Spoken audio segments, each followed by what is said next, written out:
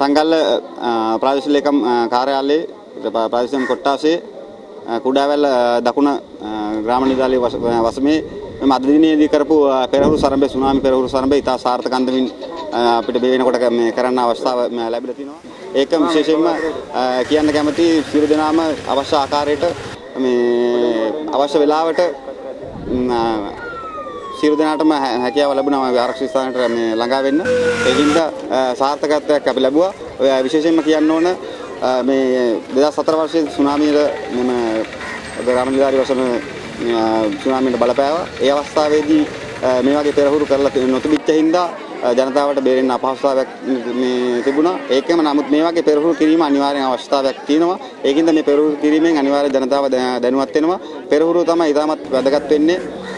සුනාමියක් හෝ මොන ආපදාවක් හෝ ගැලවෙන්න අවශ්‍ය කරන යම් ප්‍රධානම කාරණේ තමයි පෙරහුරු කිරීම. මේ පෙරහුරුව ඉතාම සාර්ථක අන්දමින් කරා කියලා මට කියන්න පුළුවන්. පාර්ලිමේන්තුවේ 13 වන පනත යටතේ